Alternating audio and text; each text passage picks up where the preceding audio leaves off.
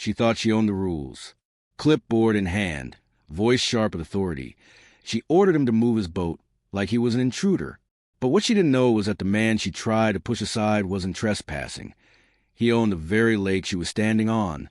What started as one woman's arrogance would soon unravel into a clash that exposed not just entitlement, but something far deeper.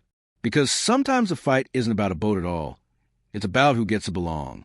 And the question is, what happens when the truth flips the script? It was just after sunrise when Clarence Rucker pulled his truck into the gravel lot at Mayfield Lake. The air was cool, the water perfectly still. And for him, this place wasn't just a lake.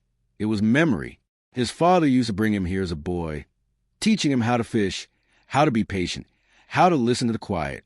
Now 47. Clarence carried that legacy every time he set his boat in the water.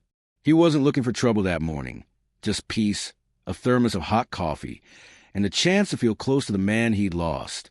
But as he unhitched the trailer, footsteps broke the silence.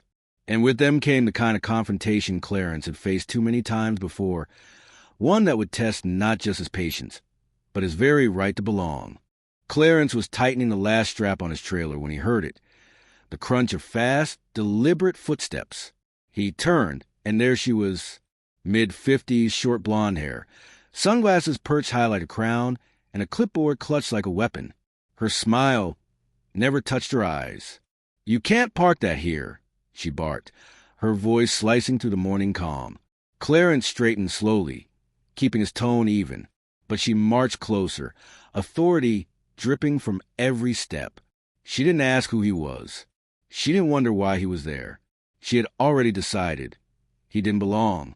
She called herself an HOA board member, claimed the lot was private, insisted the lake belonged to her fishing club.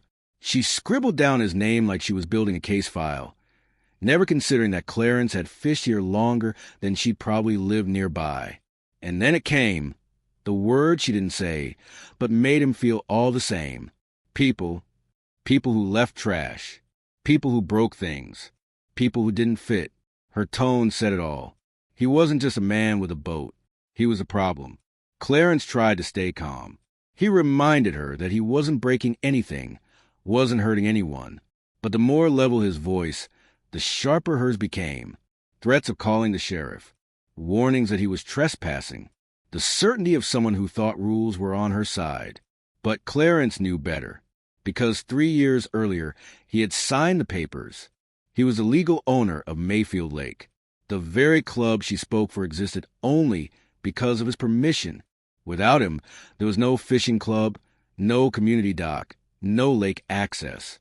Still, he let her talk. He let her threaten. He let her write his name down on that clipboard. Because sometimes silence is stronger than shouting. And Clarence knew the truth would hit harder than any argument. By the time she returned with a so-called security guard, young, nervous, clutching a radio like it was a badge, the air was already thick with tension. From across the water she shouted again, louder this time, declaring his final warning. But Clarence didn't flinch. He didn't leave. Instead, he reminded her, and everyone watching, that trespassing works both ways.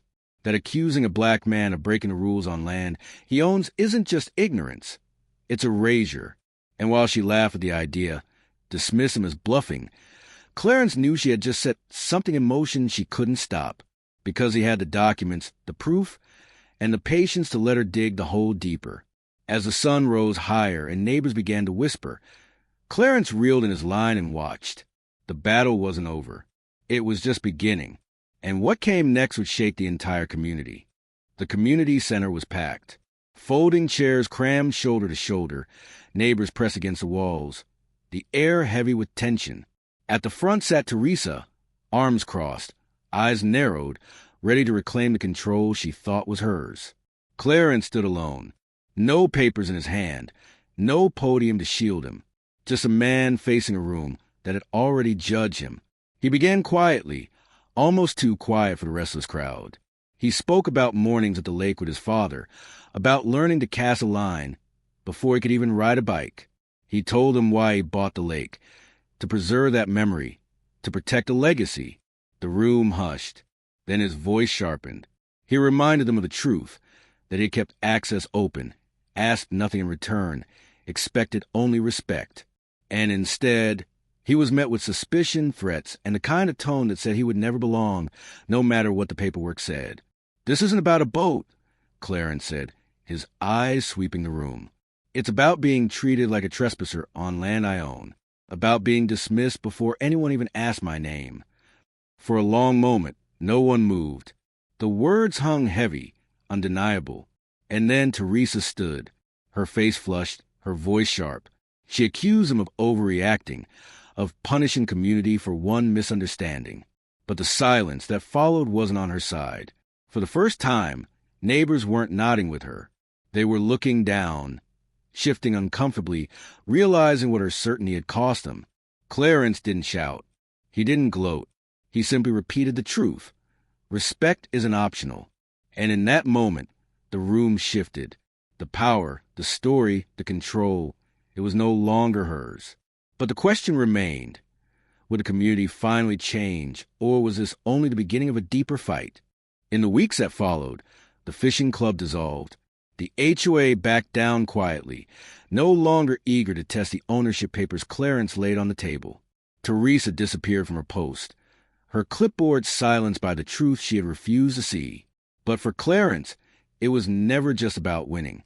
Standing on the dock he repaired with his own hands, he thought of his father. How proud he would have been to see his son protect what they once shared.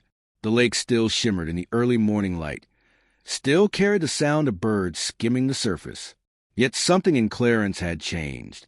He had faced the familiar sting of being dismissed, erased, treated as if his place in the world was conditional. But this time, the outcome was different. His dignity had been defended, not just by his words, but by the truth that could no longer be ignored.